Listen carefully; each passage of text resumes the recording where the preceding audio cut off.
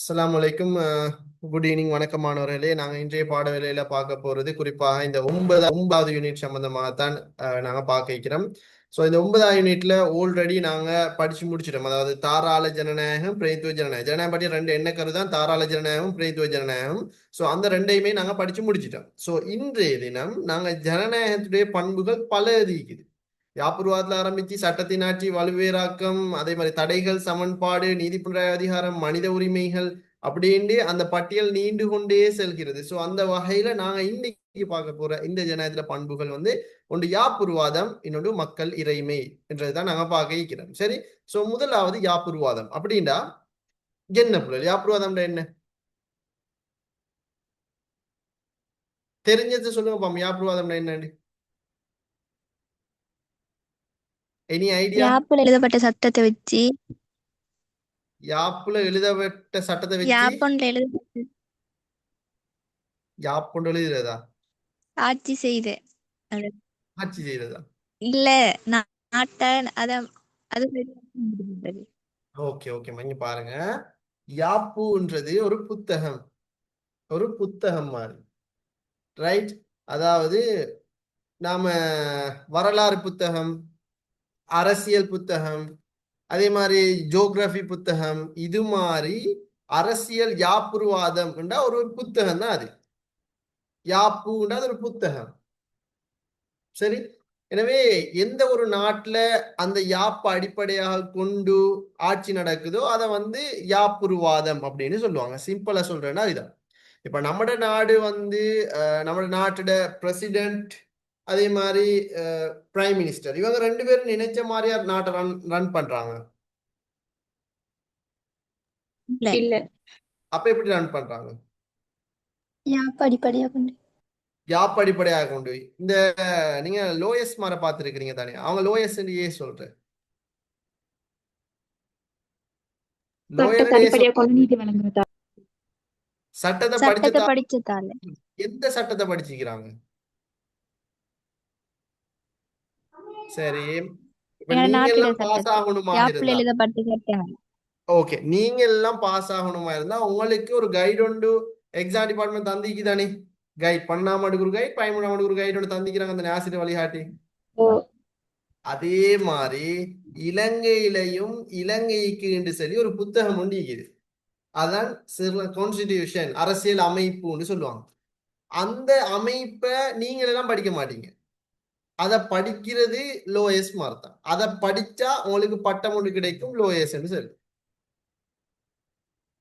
சரி, ஒரு நிமிடம்.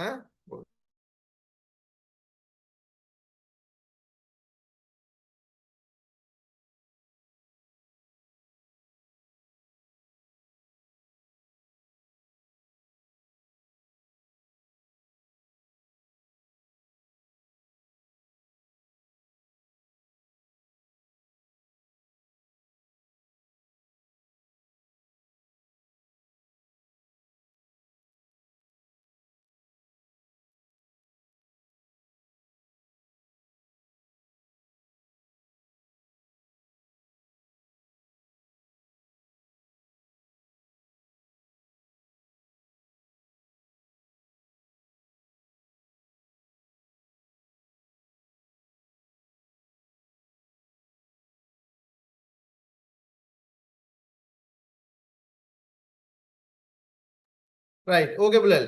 இப்ப லோயஸ் மார் எல்லாம் படிக்கிறது உங்களோட கைடையா? 12ஆம் ஆண்டு 13ஆம் ஆண்டு கைடையா? இல்ல சொல்லுங்களே பிள்ளல். இல்ல, அவங்களுக்கு இல்ல படிக்கிறது அரசியல் அமைப்பு, நம்ம நாட்டுக்கு என்று சொல்லி ஒரு புத்தகமும் இருக்குது, கான்ஸ்டிடியூஷன் என்று சொல்லி, யாப்புன்னு சொல்லி. அந்த யாப்பு படிச்சா அவங்கள உயர்த்தான். சும்மா படிக்கிறது இல்ல. இப்ப அப்படியே நாம படிச்சா நம்ம வீட்டுல யாப்பு இருக்குது, அதை நாம படிச்ச நாம லோயர் ரெண்டு வரையில அது சட்டம் தெரிஞ்சவங்க வரும். அது ஒஃபீஷியலாக எக்ஸாம், லெவல் எக்ஸாம்ல 3A எடுத்து 1.89 எடுத்தா அவங்க நீங்க லோ ஃபேக்கல்ட்டி போவீங்க, லோ படிக்கலாம். படிச்சா நீங்க லோயர் ஆகி வருவீங்க.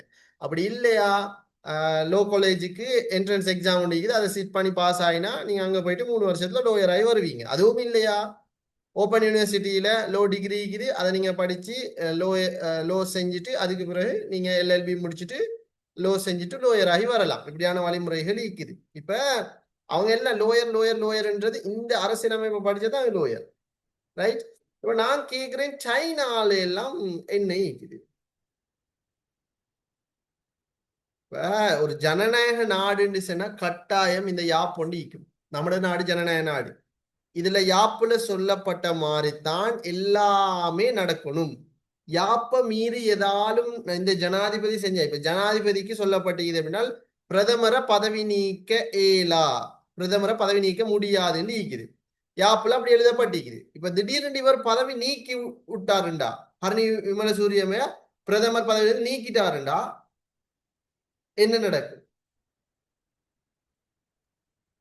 ஒரு குற்றப்பேரணை முன் வச்சு அவரை குற்றப்பிரேரணை முன்வைக்கிறதுக்கு முதல்ல இந்த யாப்ப மீறினா, யாப்ல சொன்னப்பட்டபடிதான் நாடு ரன் ஆகுதா என்று இதுக்கு ஒரு காவல் நாய் மாறி, அப்படி காவல் நாய்ன்றதை விட இதுக்கு பொடிகாட்டாக இருக்கக்கூடிய ஒரு துறை தான். என்ன துறை? நீதிமன்றமா? நீதித்துறை. இந்த யாப்ல சொல்லத்தை தாண்டி ஏதாலும் நடக்குமாக இருந்தா நீதிமன்றம் கேட்கும். இப்ப ஜனாதிபதி பிரதமரை பதவி நீக்கிட்டா நீதிமன்றம் இவருக்கு எதிராக கேஸ் போடும், ஜனாதிபதிக்கு எதிராக. ஏன்னா யாப்ல சொல்லப்பட்டிருக்குது தெளிவா, ஜனாதிபதி யார் பிரதமரை பதவி நீக்க, ஆனா இவர் பிரதமரை பதவி நீக்க போட்டார், பதவி நீக்கி விட்டாரு. எனவே அவர் யாப்ப மீறிட்டார். அப்ப அதுக்கு என்ன தண்டனையை நீதிமன்றம் கொடுக்குறோ அதை இவர் ஏற்றுக்கொண்டுதான் ஆகும். சோ அப்ப யாப்பு எவ்வளவு பவர்ஃபுல், ஜனாதிபதிக்கே சவால் விடுதுண்டா இதை யாப்பு, ஜனாதிபதியே கட்டுப்படுத்துண்டா, நாம் எல்லாம் எங்க ரைட்? சோ அப்ப இந்த யாப்பு ஈக்கிறது நல்லமா இல்லையா? நல்ல நல்ல பிள்ளை, நாட்டுக்கு நல்லதுதானே. யாப்போண்டு இல்லாட்டி எங்க நிலைமை? ஏன்னா யாப்போண்டு கட்டாயம் வேணும், யாப்போண்டு கட்டாயம் வேணும். யாப் இருக்கிறது தான் நல்லது. என்றால் நாடு ரன் ஆகும் ஜனநாயக முறைப்படி யாப் இருந்தா தான். யாப் இல்லைன்னு சொன்னா எல்லாரும் பார்க்கக்கூடாது இது யாப்புன்னு சொல்லி. இது ஒரு ஹெட்லெஸ் புக், சும்மா நான் ஒரு சாம்பிளுக்கு தான் இதை காட்டுறேன். யாப்பு உண்டு, கான்ஸ்டிடியூஷன் ஈக்குது வேறையா, சரியா? யாப்பு ஈக்கிறது ஒரு ஜனநாயக நாற்ற அடிப்படை என்றதை நீங்க மறந்துடக்கூடாது, சரியா? ரைட்.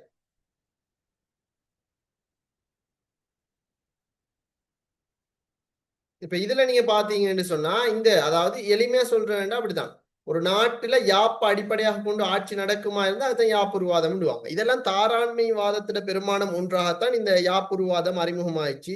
அரசாங்கத்தினால் மேற்கொள்ளப்படும் ஆட்களுக்கு அழுத்தங்களை ஏற்படுத்தும் வகையிலான அடிப்படையில் தான் இதை கொண்டு வந்திருக்கிறாங்க. சட்டத்தின் மேன்மை எனும் சட்ட வாட்சியை உறுதிப்படுத்துறது எல்லாம் இந்த யாப்புருவாதத்துல தான் நடக்கும். அதையும் இந்த இடத்துல விளங்கி வச்சு. எனவே ஜனநாயக ரீதியான ஆட்சி முறையினை யாப்புருவாதம் மூலம் வெளிப்படுத்தப்படுகிறது. ஒரு நாட்டுல யாப் இருக்குமாக இருந்தால் அது ஜனநாயக நாடுன்னு சொல்லுவாங்க. யாப்புருவாதம் என்பது அரசியல் அமைப்பொன்றின் ஊடாக வரையறுக்கப்பட்ட அரசாங்கத்தினை நடைமுறைப்படுத்துவதற்கான திட்டங்களை வகுக்கும் மூலக்கொள்கை அப்படின்னு சொன்னாமா. இப்ப யாப்புருவாதம் என்று சொன்னா யாப்புல சொல்லப்பட்ட மாதிரித்தான் ஆட்சி நடக்கணும், யாப்புல சொல்லப்படாத எதுவும் நடக்கல. இப்ப அத்தனை சாம்பிள சொன்னேன், ஜனாதிபதி பிரதமரை பதவி நீக்க 7 ஆண்டு யாப்புல எழுதப்பட்டீங்கன்னா ஆனா இவர் பதவி நீக்கிட்டாரு. அப்ப அதுக்கு நீதிமன்றம் கேள்வி கேட்கும். சோ அப்ப அவருடைய அரசாங்கத்தை நடைமுறைப்படுத்துவதற்கான திட்டங்களை வகுக்கிற சேம் டைம்ல அரசாங்கம் மீறி செயற்படுமாக இருந்தால் அதை வரையறு ஏற்படுத்துது. ஏன்னா அரசுக்கு ஏற்ப நாட்டை ஆளுவதன் ஊடாக மாத்திரம்தான் யாப்புருவாதம் பாதுகாக்கப்படும் என்று சொல்றது உண்மையான கருத்து அல்ல. ஏன்னு சொன்னா நாடு ஆளப்படும் போது, இப்ப ஃபார் எக்ஸாம்பிள் இந்த யாப்ப பாதுகாக்கணுமா இருந்தா மக்களும் அதை பாதுகாக்கணும். ஏன்னா மக்களும் அந்த சட்டங்களுக்கு மதிப்பளிக்கணும். இப்ப லைசன்ஸ் இல்லாம வண்டி ஓட்டுறீங்க, 25,000 ரூபாய் ஃபைன், நாம அரசாங்கத்துக்கு ஏசிட்டு கட்டாம இருக்கிறோம். இப்ப அவங்க 25,000 ரூபாய் ஃபைன் போடுறது யாருடைய அளவுக்கு? அரசாங்கத்தின அளவுக்கா? அவங்க உழைக்கிறதுக்கா? இல்ல, எங்கட நிலவுக்கும் நம்மட அளவுக்கு தான். நாம 25,000 ரூபாய் ஃபைனை நாம கட்டுறது யோசிச்சுட்டு இருக்கிறோம். ஸ்பீடா ஓடி ஒருவேளை நாம பைக்ல ஆக்சிடென்ட் ஆகினா நம்மளோட குடும்பத்தை யாரு பாக்குறேன்? அப்ப அதுக்குத்தான் என்ன செய்யறாங்க, இப்படிதான் சட்டங்களை விதிக்கிறாங்க. அப்ப எல்லாம் மக்களிட அளவுக்கு தான். எனவே அரசாங்கத்துல அதிகாரங்கள் கட்டுப்பாடுகளுக்கு உட்படுத்த இயலும். அதே மாதிரி அரசாங்கத்தின் தனியாட்களுக்கும் இடையிலான தொடர்பையும் இந்த யாப்புருவாதம் தான் தீர்மானிக்குது. அரசாங்கத்தை வழிநடத்தக்கூடிய சட்டங்களே இந்த யாப்புருவாதம் தான். யாப்புருவாத சட்டங்கள் மூலம்தான் அரசாங்கத்தினுடைய செயற்பாடுகளை தெளிவாக விளங்கி வச்சுக்கொள்ளணும். ஆனா உலகத்துல பெரும்பாலான நாடுகள், உலகத்துல இருக்கக்கூடிய ஐக்கிய நாடு தாழ்ந்த 193 190க்கும் மேற்பட்ட நாடுகள்ல பெரும்பாலான நாடுகள் எல்லாம் 100% நாடுகளுக்கு யாப்பு இருக்குது. ஆனா சில நாடுகள்ல யாப்பு இல்லை. இந்த பிரித்தானியா, இஸ்ரேல், நியூசிலாந்து இந்த மாதிரி போன்ற நாடுகள்ல வந்து யாப்பு இல்லை, எழுதப்பட்டு இல்லை யாப்பு. அப்ப அதையும் இந்த இடத்துல நீங்க தெளிவாக விளங்கி வச்சுக்கொள்ளணும். சரி, அப்ப இந்த யாப்புருவாதம் இருந்தா தான் அரசாங்கத்துல அதிகாரங்கள் எல்லாம் ஒன்று கூறத்தை தடுக்க இயலும். அதே மாதிரி அரசாங்க அதிகாரத்தை கட்டுப்படுத்தும் நுட்ப முறையாகத்தான் இந்த அரசியல் அமைப்பு ஈக்குது. சட்டமூலம் ஒன்று காணப்பட்டு அதே மாதிரி 2 சபைகள் காணப்பட்டது, சமஷ்டி முறை, அதிகார பயிர் ஒற்ற சமஷ்டி, இதெல்லாம் ஈக்கிறது யாப்பு அடிப்படையாக வச்சுதான். ரைட், அதுவும் மிக முக்கியமானது. அதே மாதிரி யாப்புருவாத நியாய முறை சில நாடுகளை, அதாவது யாப்பு சரியா ஒர்க் ஆகுதா என்றதெல்லாம் பார்க்கறதுக்கு நீதிமன்றங்கள், நீதித்துறைகள் எல்லாமே ஈக்குது. நான் நம்ம நாடுகள்லயும் ஈக்குது தான். இப்ப இந்தியா போன்ற நாடுகள் எல்லாம் நீதித்துறை சரியான பவர்ஃபுல்லா ஈக்குது. இப்ப 1787 ஐக்கிய அமெரிக்க குடியரசுல தான் இந்த யாப்பு வந்து முதல்ல உருவாக்கப்பட்டுச்சு. அதுக்கு பிறகுதான் ஒவ்வொரு நாடுலையும் உருவாக்கப்பட்டு நம்ம நாட்டுல 1972 யாப் உருவாக்கப்பட்டு அதுக்கு பிறகு அது 2ஆம் குடியரசாக திருத்தம் மேற்கொள்ளப்பட்டு வந்திருக்குது. அதெல்லாமே இந்த யாப்பு புத்தகத்தை தான் சொல்றேன். சரி, ரைட். எனவே இந்த யாப்பை வேற யாராலையும் தடுக்க இயலாது. யாப்பு நாற்ற நலனுக்காகத்தான் கொண்டு வரப்பட்டிருக்குது. ரைட், இன்னைக்கு பார்த்தோம்னு சொன்னா என்னென்றால் மனித உரிமை பிரகடனம் ஒன்று, மனித உரிமைகள் எல்லாமே யாப்புல தான் சொல்லப்பட்டிருக்குது. ரைட், அதே மாதிரி தனிநபர்கள் சட்டங்களை மீறி நடந்தா அல்லது அரசியல்வாதிகள் மீறி நடப்பார்களாக இருந்தா இல்லாட்டி அரசாங்க ஊழியர்கள் சட்டங்களை மீறி நடப்பாங்களா இருந்தா யாப்புல சொல்லப்படாத நடக்குமாக இருந்தால் நிச்சயமாக நீதிமன்றம் அதை கேள்வி கேட்கும். எனவே யாப்புருவாதம், அதான் 2 நிமிடம் வெயிட் பண்ண முடியல.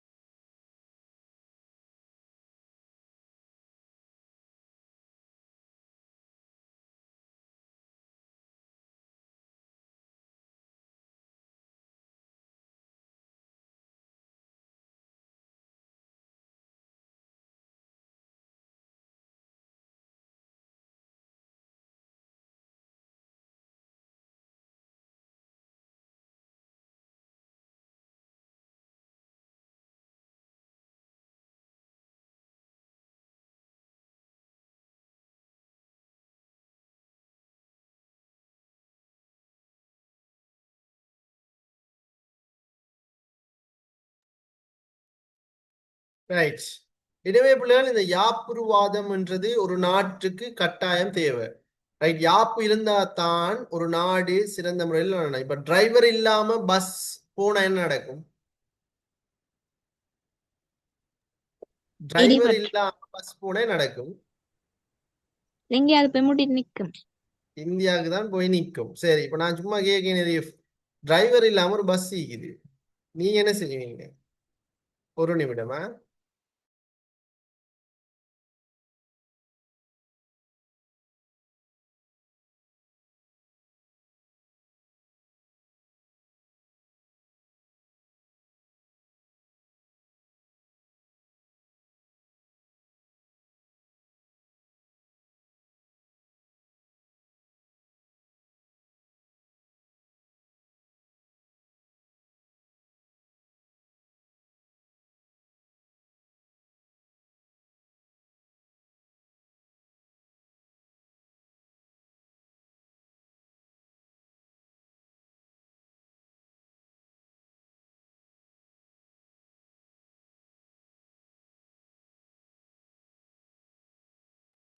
ரைட்.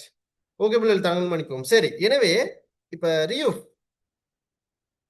டிரைவர் இல்லாம ஒரு பஸ் நீங்க ஏறுவீங்களா? இல்ல சார். சரி, டிரைவர் இல்லாம ஒரு பஸ் ஸ்டார்ட் ஆக்கி போறதுக்கு எல்லாம் ரெடி ஆகி நிக்குது, ஏறுவீங்களா? இல்ல சார். ஏன் ஏன் ஏற மாட்டீங்க? தான் டிரைவர் இல்லையே, எங்களை கொண்டு இடிச்சிருவாங்க. இல்ல இனி எல்லாரும் சொல்றாங்க இல்ல போனா பெய்திரையிலும்னு சொல்லி. திடீர்னு ஒருத்தர் வந்தாரு, லைசன் இல்லாத ஒருத்தர், ஓட்ட போறீங்கன்னா வந்து நிக்கிறாரு, என்ன செய்வீங்க? ஏற மாட்டேன். நம்ம ஏறினா என்ன நடக்கும்? எங்கேயாவது போய் முட்டி பட்டுரும். எங்கேயாலும் போய் முட்டுப்பட வேண்டி வரும். ரைட். கொழும்புக்கு கூட்டு போற வேண்டி மாத்தறைக்கால போய் அப்படி அங்கால மடகஸ்கார் தீவுக்கு தான் போக வேண்டி வரும். மடகஸ்கார் தீவுக்கு போறதுக்கு முதல்ல கடலுக்கு தான் தாழ வேண்டி வரும். தென் இதுதான் முக்கியம். ரைட். நம்ம நாட்டு மக்களுக்கு எப்ப நம்பிக்கை வரும்? யாப் ஒன்று இருந்தா தான் மக்களுக்கு வேணும். அதாவது இந்த யாப் இருக்குது டிரைவர் மாதிரி. ஒரு நாட்டோட டிரைவர் தான் இந்த யாப். டிரைவர் இல்லாம வண்டி வண்டியில நாம இருந்தா எப்படி நாம் அப்படியே போய் விழுவோமோ அதே மாதிரி தான். யாப்பொண்டு இல்லாம யாப் இல்லாத இலங்கை நாட்டுல நாம ரன் ஆயினா நாமளும் போய் அப்படியே விழத்தான் இருக்குது கடலுக்கு. சோ யாப்புன்றது கட்டாயம். ஏன்னா யாப்புல தான் சொல்லப்பட்டிருக்குது. இங்கால போனா கொழும்பு, இங்கால போனா யாப்புல தான் என்ன சொல்ல, இங்கால போனா கொழும்பு, இங்கால போனா ஈஸ்டர்ன், இங்கால போனா மாத்தளை, இங்கால போனா கெண்டி, இங்கால போனா பொலன்னரு, அன்றாத எல்லாம் கிளியரால சொல்லப்பட்டிருக்கு. அப்ப அதுல சொல்லப்பட்ட மாதிரி தான் என்ன செய்யும், பஸ் பெய்துட்டு இருக்கும். அப்ப மிக முக்கியம், கட்டாயம் ஒரு நாட்டுக்கு யாப்பு தேவை. யாப்பு இல்லாட்டி அந்த நாடு ஜனநாயக நாடுல நினைச்சவங்க நினைச்ச மாதிரி ஆட்சி செய்வாங்க. யாப்பு இருந்தா தான் அதுல ஈக்கிற மாதிரி தானே ஆட்சி செய்யும். இப்ப நம்ம நாட்டுல இருக்கிற பிரசிடென்ட்டோ இல்லாட்டி பிரைம் மினிஸ்டரோ நம்ம நாட்டுல யாப்பு எதை சொல்லிக்குதோ அதை தான் செஞ்சுட்டு போறாங்க. யாப்புல சொல்லப்பட்ட மாதிரி தான் எல்லாமே நடக்குது. சரியா? சோ அப்ப சொல்லுங்க, யாப்பு தேவையா தேவையில்லையா? தேவை. தேவை. ரைட். இதுல எந்த கட்டாயம் மாற்று தேவை. கட்டாயம் தேவை. ரைட். அதே மாதிரி பிள்ளைகள் இந்த யாப்பு நாங்க பார்த்தோம்னு சொன்னோமா, யாப்புல குறிப்பா பண்புகள் இருக்குது. அரசியல் யாப்புட பண்புகள் என்னன்னு சொன்னா, யாப்பொன்று இருத்தலும் அது எழுதப்பட்ட உரிமைகளை உள்ளடக்கி இருத்தலும். அப்படின்னா அரசியல் யாப்பொன்று இருத்தலும் அது எழுதப்பட்ட உரிமைகளை உள்ளடக்கி இருத்தலும். அப்படின்னு சொன்னா அரசியல் யாப்பொன்று இருக்கணும், அதுல உரிமைகள் எழுதப்பட்டு இருக்கும் அதுல. அதே மாதிரி இறைமை அதிகாரத்தை கட்டுப்படுத்தி சமநிலைப்படுத்தும் வகையில் அரசாங்க தாபன அதிகாரத்தை தெளிவான முறையில நிர்வாகம் செஞ்சிருக்கும் அந்த யாப்பு. உரிமைகள் சுதந்திரங்கள் யாப்பில் இடம்பெற செய்து உத்தரவாதப்படும். மக்களோட உரிமை என்ன, அரசாங்க ஊழியர்களோட உரிமை என்ன, அதிகாரிகளோட உரிமை என்ன, இதெல்லாமே அதுல சொல்லி யாப்பு கால தேவைக்கு ஏற்ப மாற்றம் அடையக்கூடியதாக இருக்கு. பாரு நம்ம நாட்டுல யாப்பு மாற்றம் அடையுதா இல்லையா? இப்ப எத்தனை சீர்திருத்தம் கொண்டாட்டாங்க. இப்ப இருக்கிற எத்தனை சீர்திருத்தம்? 13 ஆரம்பிச்சு 17 18 இப்ப எத்தனை இருக்குது? 21 வரை இருக்குது. 22. 21 வரை இருக்குது. சரி. அதே மாதிரி சட்டத்தின் ஆட்சிய சட்டம் சகலருக்கும் சமன்னு நிலைநாட்டக்கூடியதாக இருக்கும் அந்த யாப்பு. அதே மாதிரி அரசியல் யாப்பை ஏற்று மதிக்கணும். ஏன்னா மக்கள் யாப்பின் மீது உறுதியான நம்பிக்கையும் பக்தியையும் வைக்கணும். ரைட். எல்லாரும் சொல்றதானே? சரி. இந்துக்களோட வேத நூல் என்ன? பகவத்கீதை. ரைட். கிறிஸ்தவர்களோட வேத நூல் என்ன? பைபிள். பைபிள். ரைட். இஸ்லாமியர்களோட வேத நூல் என்ன? குர்ஆன். பௌத்தர்களோட வேத நூல் என்ன? திரிபீடகம். திரிபீடகம். இந்த 4 மதங்களும் அவங்களுடைய வேதத்துக்கு எந்த அளவு முக்கியத்துவம் கொடுக்குறாங்களோ அதே மாதிரி 4 மதங்களும் அவங்களோட வேதத்துக்கு முக்கியத்துவம் கொடுக்குற மாதிரி 4 மதங்களும் இந்த அரசியல் அமைப்புக்கு முக்கியத்துவம் கொடுக்கணும். ஏன்னா இதுவும் ஒரு வேதம் மாதிரித்தான், நம்மள நாட்டுட வேதம் மாதிரித்தான். இதுக்கு மதிச்சணும், இதுக்கு ஒரு பக்தியை கொடுக்கணும், இதை ரெஸ்பெக்ட் பண்ணணும். இதை நாம மதிக்காம நடக்கிறது வேதத்துக்கு நம்மட மார்க்கத்துக்கு இது செய்யற மாதிரி. நம்மட நாட்டு யாப்ப மதிக்கணும். சரி, ஒரு அரசியல் படிச்ச மாணவர் யாப்ப மதிக்கணும், சட்டங்களை மதிக்கணும். சட்டம் ஒன்று போட்டு அது மக்கள்கிட்ட நலனுக்கு தான் நாங்க நினைக்கணும். நாம அடுத்தவங்களுக்கு சொல்லிக் கொடுக்கணும். ரைட். எனவே இது மிக முக்கியமானது. அப்ப இதெல்லாமே யாப்புருவாதத்தினுடைய பண்புகளாகத்தான் நீக்குது. அதே மாதிரி அதன் தொடர்ச்சியா நாங்க பார்த்தோம்னு சொன்னா வரையறைகள் அல்லது தடைகள். வரையறைகள் அல்லது தடைகள், அதாவது யாப்புல சில தடைகள் இருக்குது. யாப்புல மரபெல்லாம் கொண்டு எழுதியலுமா? ஏலா ஏலா. அரசியல்வாதிகளால யாப்புல தலையீடுகள் செய்ய இயலுமா? ஏலா ஏலா ஏலா. யாப்புல சுருக்கமா மிச்ச ஒவ்வொரு சில சுருக்கமா எழுத இயலுமா? ஏலா ஏலா. அதே மாதிரி யாப்பு தெளிவில்லாம இருக்க இயலுமா? ஏலா எனவே இதெல்லாம் யாப்புல இருக்கக்கூடிய தடைகள். ரைட். யாப்புல விளக்கம் இல்லாம இருக்கக்கூடாது. அதே மாதிரி யாப்புல ஒவ்வொரு சுருக்கமா இருக்கக்கூடாது. யாப்புல மரபுகளை கொண்டு எழுதி வைக்க கூடாது. யாப்புல சுருக்கமா எழுதி வைக்க கூடாது. யாப்புகள்ல அரசியல்வாதிகள் தலையீடுகள் செய்யக்கூடாது. இதெல்லாமே யாப்புருவாதத்துல தடை. யாப்புல தடைகள். அந்த யாப்புல கொண்டு போயிட்டு அரசியல்வாதியை தலையிடுற, அது சுருக்கமா எழுதுற, தெளிவில்லாத விஷயங்களை எழுதுறது, இதெல்லாமே அந்த யாப்புல எழுதியல. அதான் தடை அல்லது வரையறைன்னு போட்டிக்கிறான். அந்த யாப்புல இப்படியான விஷயங்கள் உள்ளடங்குவது தடை அல்லது வரையறை என்று சொல்லுவாங்க. அதைதான் அந்த இடத்துல பெருசா போட்டிக்கிறாங்க. அதை நீங்க வாசிச்சீங்கன்னா உங்களுக்கு நோமலா புரியும். அதான் நான் சுருக்கமாக நான் சொல்லித்தந்தேன். ரைட். எனவே இது மிக முக்கியமானது. எனவே ஒரு நாட்டில யாப்பு கட்டாயம் தேவை. இப்ப இதுல ஒரு விடயம் வருது. நீதி புனராய்வு அதிகாரம். அமெரிக்காவில் ஒரு வழக்கு ஒன்று நினைச்சு மாவோரி மொடிசன் வழக்கு தீர்ப்பு. அந்த வழக்கினூடாகத்தான் உலகுக்கு இந்த நீதி புனராய்வு அதிகாரம் அறிமுகமாயிடுச்சு. ரைட். அந்த நீதி புனராய்வு அதிகாரம் 9ஆம் நூற்றாண்டுல நீக்கி போட்டாங்க. பட் இருந்தாலும் நீங்க அது ஒரு நாலேஜுக்கு நீங்க கட்டாயம் தெரிஞ்சு வச்சுக்கொள்றது நல்லது. சரி. இப்ப இந்த யாப்புருவாதத்துல ஏதாவது சந்தேகம் இந்த கேளுங்க பாப்போம். என்ன டவுட் இருக்குது யாப்புருவாதத்துல? தென் யாப்புருவாத நாட்டுக்கு தேவையா தேவையில்லையா? கட்டாயம் தேவை கட்டாயம் தேவை. ஒரு யாப்புண்டா கட்டாயம் தேவை. அதுல தடையும் நீக்குது. என்னென்ன தடை? மரபுகள் எழுதியலா, சுருக்கமா எழுதியலா, வேற இப்ப தெளிவில்லாத இலக்கணங்கள் தேவையில்லாது. நம்ம நாட்டோட அரசாங்கம் இப்ப 2ஆம் குடியரசு யாப்பை நீக்குது. இவங்க சொல்றாங்க புதிய ஒரு யாப்பொண்டு கொண்டு வரணும், 3ஆம் குடியரசு யாப்பொண்டு கொண்டு வரணும், அல்லது புதிய பேரோட ஒரு யாப்பு கொண்டு வரணும்னு சொல்றாங்க. பட் பாப்போம், கொண்டு வந்தா பாப்போம். சரி. சோ யாப்புருவாதம் கட்டாயம் தேவை. அது ஜனநாயகத்துல அடிப்படை. ரைட். ஏதாவது சந்தேகம் இருந்தா கேளுங்க, இல்லை நம்ம அடுத்த தலைப்புலயும் போகலாம். Any doubt?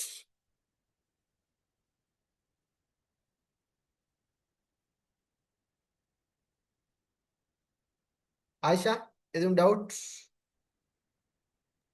ஐஃபா, சார் நீங்க ஒரு வரைவிலக்கணம் சொன்னீங்க தானே சார், அதை கொஞ்சம் சொல்லுங்களேன் சார்.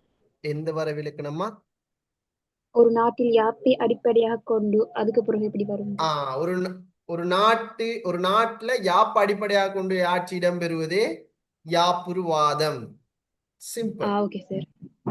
ஒரு நாட்டில் யாப்பை அடிப்படையாக கொண்டு ஆட்சி இடம்பெறுவதே யாப்புருவாதம், அல்லது ஒரு நாட்டை யாப்பை அடிப்படையாக கொண்டு ஆட்சி செய்வதே யாப்புருவாதம் ஆகும். Okay sir. ஓகே. இதெல்லாம் வரைவிலக்கணுக்கு தேவைப்படுமா? ஏன்னா அங்க இருக்கிற வரைவிலக்கணத்தை வாசிச்சீங்கன்னா கிழக்குல ஆரம்பிச்சு மேற்குல கூட முடிக்கணும். ஸோ நான் சொல்ற வரைவிலக்கணம் ஷோர்ட் அண்ட் ஸ்வீட்டா அழகா சொல்லித்தாரு. ஒரு நாட்டுல யாப்பு அடிப்படையாக கொண்டு ஆட்சி நடக்குமா இருந்தால் அது யாப்புருவாதம். சிம்பிள். ஒரு நாட்டுல யாப்பு அடிப்படையாக கொண்டு ஆட்சி நடக்குமாக இருந்தால் அது யாப்புருவாதம் என அழைப்பார்கள். நம்ம நாட்டுல யாப்பு அடிப்படையாக கொண்டு ஆட்சி நடக்குது, என்ன அது யாப்புருவாதம். சிம்பிள். யாப்புருவாதத்துக்கு உதாரண நாடு ஸ்ரீலங்கா, அமெரிக்கா, உலகத்துல பல நாடு, இந்தியா, எல்லா நாட்டிலையும் சொல்லலாம். உலகத்துல மிகப்பெரிய யாப்பு உண்டு இந்தியாவை தான் சொல்லுவாங்க. தெரியுமா? அந்த யாப்பை படிக்கிறேன்னு சொன்னா கிட்டத்தட்ட ஒரு மாசம் வந்து அவ்வளவு பெரிய யாப்பு. நான் உதாரணத்துக்கு நான் சொல்றேன். அந்த மகாபாரத ராமாயண கதைகளை விட பெருசோ. எப்படிமா? எஸ். இந்த யாப்பு இல்லாத நாடு எது சார்? பிரித்தானியா, இஸ்ரேல், நியூசிலாந்து, அந்த நாட்டுல எல்லாம் யாப்பு எழுதப்பட்டில்ல. நினைச்ச மாதிரி ஆட்சி தாங்க. இப்ப பிரித்தானியால நீங்க சில டீச்சர்ஸ்மா சொல்லுவாங்க அங்க யாப்பு எழுதான, அங்க யாப்பு எழுதப்படல. ஆனா சில சட்டங்கள் இருக்குது, எழுதப்பட்ட சட்டங்கள் இருக்குது. அதெல்லாம் கணக்கில் நீங்க யாப்பு எழுதப்படாத நாடுக்கு பிரித்தானியா, நியூசிலாந்து, இந்த மாதிரி நாடுகளை எழுதி வச்சிருந்தீங்கன்னா சரி. அதை நோட் பண்ணிக்கணும். உலகில மிகப்பெரிய யாப்பை கொண்ட நாடு எது? இந்தியா. ஸ்ரீலங்கா. சரியா போச்சு. ரியூஃப். இந்தியா. ரியூஃப் நான் ஸ்ரீலங்கான்னு சொல்லி தந்தேன். நான் செல்லல சார் இல்லங்காண்டி ஸ்ரீலங்காவா? ஸ்ரீலங்கா பெருசா? இந்தியா தான் பெருசு. செல்லல சார் சரி, இந்தியா தான் யாப்பு பெருசு. உலகத்துல மிகப்பெரிய யாப்பு இந்தியா, நீளமான. சரி, ரைட். நாங்க அடுத்த தலைப்புக்கு போவோம். ஸோ நாங்க ஜனநாயகத்தினுடைய ஒரு பண்பு, நாங்க எந்த ஒரு நாட்டுல யாப்புருவாதம் மீக்குதோ அதான் ஜனநாயக நாடுன்னு சொல்லுவாங்க. பட் யாப்புருவாதம் மட்டும் இருந்தா ஜனநாயகம் சொல்ல மாட்டாங்க. ரெண்டாவதா மக்கள் இறைமையும் இருக்கணும். ரைட். மக்கள் இறைமை அப்படின்னா என்ன என்று நாங்க பார்ப்போமே. ரைட், சொல்லுங்க. மக்கள் இறைமைன்னா என்ன மக்களோட பார்ப்போமே. அதிகாரம். மக்களோட அதிகாரம். ஓகே, வேற?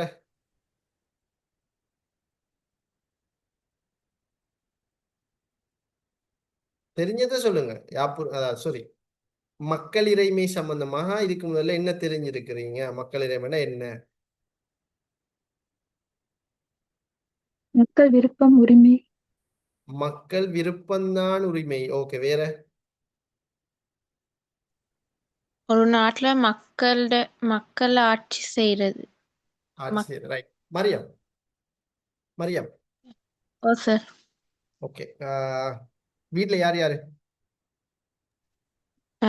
உம்மா அப்பா நான் தம்பி 2 தங்கச்சி 2 ரெண்டு தங்கச்சி. ரைட். எங்க ஊர் நீங்க? மாத்தல வரக்காம ஓகே, சரி. நான் உனக்கு கேட்கிறேன்னு சொல்லுங்க. இப்ப ஓ சார் நீங்க ஒரு நாள்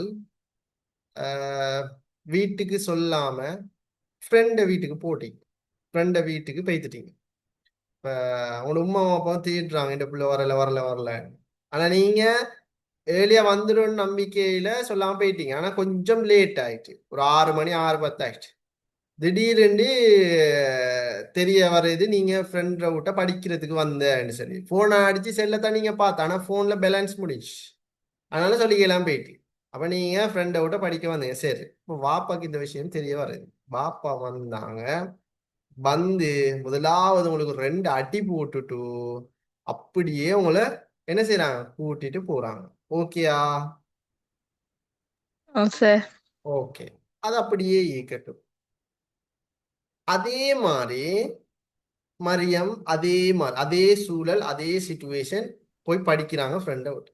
இப்ப யாருன்னே தெரியாத ஒருத்தர் சார் அங்க வீட்டுக்கு வந்து மரியமுக்கு 2 அடியை போட்டுட்டு வாங்க உங்களை கொண்டு வீட்டை விடுதேன்னு சொல்றாரு. என்ன செய்வீங்க?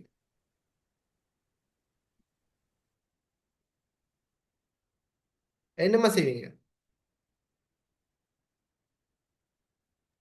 போக மாட்டேங்க சார் போக மாட்டேன். முதலாவது அடிக்கிறது ரைட் சீக்குதா? இல்ல நீங்க ஏன்னாலும் இல்ல கேட்கறதுக்கு சார் அவருக்கு ரைட் சீக்குதா? ரைட் இல்ல சீக்குதா? சார் பட் உங்களோட தந்தைக்கு ரைட் சீக்குது. ஏ ஏ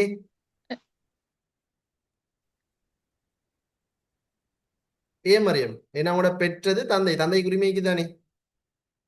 ஓ ஓகே, சார் ரைட். இப்ப அதே மாதிரிதான் பீப்புள் பவர் என்றது. ஒரு நாட்டுல ஜனாதிபதி தப்பு செஞ்சா, ஜனாதிபதி சரியா நடக்கலன்னா ஜனாதிபதியை விரட்டி அடிக்கிறதுக்கு மக்களுக்கு பவர் இருக்குமாக இருந்தா அதைத்தான் என்னன்னு சொல்லுவாங்க? மக்கள் இறைமை. மக்கள் இறைமை, மக்களோட அதிகாரம்னு சொல்லுவாங்க. ஜனாதிபதி தப்பு செஞ்சு ஜனாதிபதி விரட்டி அடிக்கிறதுக்கு மக்களுக்கு பவர் இருக்கணும். அதுதான் மக்கள் இறைமை. நம்ம நாட்டுல விரட்டி அடிச்சிருந்தானே யார? கோட்டா. கோட்டாபய ராஜபக்சே விரட்டி அடிச்சான். தென் அப்ப அதைத்தான் சொல்லுவாங்க என்ன, மக்கள் அதிகாரம். இறைவன். இப்ப நான் சும்மா கேட்கிறேன், இப்ப இந்த சவுதி அரேபியா, வடகொரியா, சீனா போன்ற நாடுகள்ல நாட்டு தலைவர்கள் தப்பு செஞ்சா மக்கள் போராடி அவங்கள விரட்டி அடிக்க இயலுமா? ஏ ஏ அங்க மக்கள் இறைமை இல்லை. அங்க மக்களுக்கு அதிகாரம் கொடுத்தில்ல. ஏன்னா ஓ, மக்களுக்கு அங்க அதிகாரம் கொடுத்தில்லம்மா. இதுதான் ஐநா ஈகக்கூடிய உண்மை. மக்களுக்கு அதிகாரம் அவங்க கொடுத்தில்ல. ஆனா நம்மட நாடுகள் அப்படி இல்லை.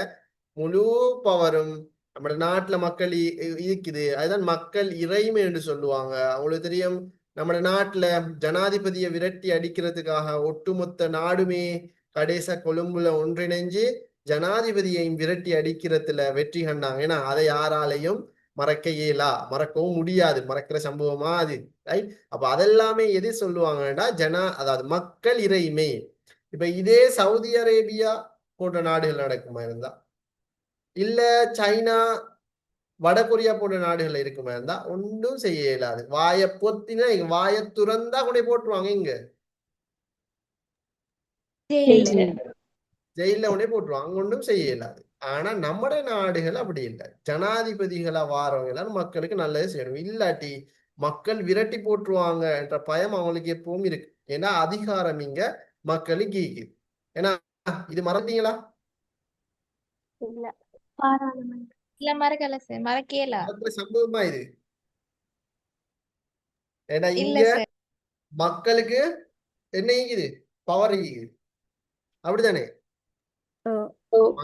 பவர் ஈக்குது. அப்ப இதைத்தான் அந்த மக்கள் இறைமைனா என்ன சொல்றாங்க, ரைட்? அரசு அதிகாரத்துல மூலாதாரம் அரசியல்வாதிகள் எல்லாம் மக்கள். அதிகார பலம், வெளிப்படை தன்மை இதெல்லாமே மக்கள விருப்பப்படிதான் நடக்கணும். மக்கள் விருப்ப எஞ்சிய யாருமே இங்க இல்ல. மக்கள விருப்பத்தை விஞ்சிய ஜனாதிபதியோ பிரதமரோ அதிகாரிகளோ அமைச்சரோ யாரும் இங்க இல்ல. மக்கள் தான் எல்லாமே. ஜனநாயகத்தின் தோற்றப்பாடுடன் நெருங்கிய தொடர்பு போன்றதே இந்த மக்கள் இறைமை தான். புராதன ஜனநாயகத்தில வெளிப்பாடு இந்த மக்கள் இறைமை.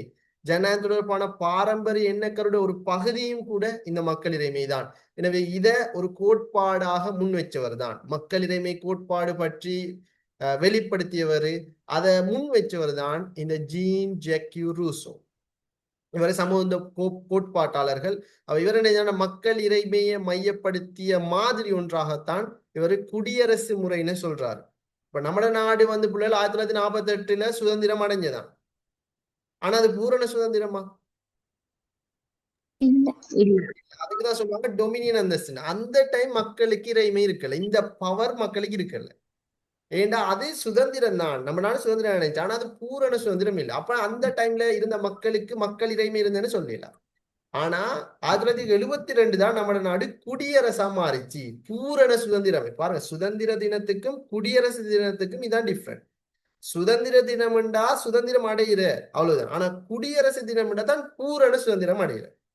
நம்ம நாடு பூரணமா பிரிட்டிஷ் சுதந்திரம் பெற்றது 72ல. எனவே 72ல தான் மக்களுக்கு என்ன வந்துச்சு? அதிகாரம், மக்கள் இறைமை வந்துச்சு. அத மறந்துட கூடாது, சரிதானே? ரைட்.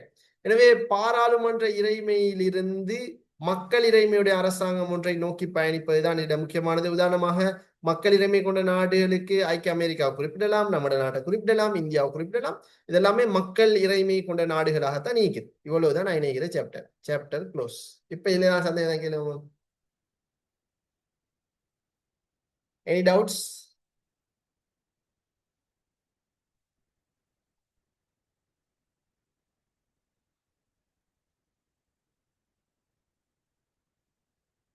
ஆயிஷா, எது டவுட்ஸ்?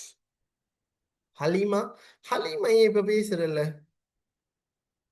மிச்சம் காலமா ஏமா இப்ப டவுட் எல்லாம் கேக்குறது இல்ல? டவுட் வரதில்ல சார். டவுட் வரலையா? எவ்வளவுனா ஹலிமா? சிந்துஜா எங்க? சத்தத்தை காணல. சிந்துஜாடையும் சஞ்சீதாவை காணல இன்னைக்கு. சரி, ஓகே பிள்ளைகள், எதுவும் டவுட் இல்லையா? சமரிப்போமா அப்ப? Okay sir. Okay, right. நாங்க சமரிப்போம். ஸோ நாங்க இப்ப இன்றைய பாட வேலையில முக்கியமாக 2 தலைப்புகள் சம்பந்தமா நாங்க பார்த்துருந்தோம். குறிப்பாக ஒரு ஜனநாயக நாடுன்னு நாங்க சொல்லணுமாக இருந்தா கட்டாயம் யாப்புருவாதம், மக்கள் இறைமை, இந்த 2மே தேவை. அதுல முதலாவதான் யாப்புருவாதம். ஒரு நாட்டுல யாப்பு அடிப்படையாக கொண்டு ஆட்சி நடக்குமா இருந்தா அதுதான் யாப்புருவாதம்னு நாங்க பார்த்திருந்தோம். எனவே அதோட முக்கியமான கருத்துக்கள் எல்லாமே நாங்க உள்ளடக்கத்தில் பார்த்திருந்தோம். அதே மாதிரி அதுக்கு பண்புகள் ஈக்குது, அதுக்கான தடைகளும் ஈக்குது, அதையும் நாங்க பார்த்திருந்தோம். அதன் தொடர்ச்சியாக மக்கள்கிட்ட அதிகாரம் ஈக்கிறது தான் மக்கள் இறைமை என்று சொல்லுவாங்க. அதையும் நாங்க நடைமுறை உதாரணங்களோட, கோட்டாபய ராஜபக்சே விரட்டி அடிச்சதுல உதாரணங்களோட நாங்க பார்த்திருந்தோம். அதோட சேர்த்து இந்த மக்கள் இறைமை கோட்பாட்டை முன் வச்சவர் ஜீன் ஜாக் ரூசோ ஒன்றத்தையும் நாங்க பார்த்திருந்தோம். அதற்கு உதாரணமான நாடு யாப்புருவாதமோ இல்ல மக்கள் இறைமை, இந்த ரெண்டுக்குமே உதாரணமான நாடாக இலங்கையை குறிப்பிடலாம் என்று நாங்க அதையும் இந்த பாடவேளையில பார்த்து மீண்டும் அடுத்த பாடவேளையில சட்ட நிறைவேற்று நீதி இந்த 3 துறைகளும் ஒன்றாக இருக்கக்கூடாது, இந்த 3மே பிரிஞ்சுதான் இருக்கணும், அதுதான் ஜனநாயகத்தின் அடிப்படை என்ற அடிப்படையில அதிகார வேறாக்கம் என்றா என்ன, அதே மாதிரி அந்த அதிகார வேறாக்கத்துக்குள்ளுக்கு இருக்கக்கூடிய அடுத்த தடைகள் சமன்பாடுகள் என்றா என்ன என்றதையும் நடைமுறை உதாரணங்களோட மீண்டும் நாளை பாட வேளையில சந்திப்போம். அஸ்ஸலாமு அலைக்கும். Good night. வணக்கம். வலைக்கும் சலாம்.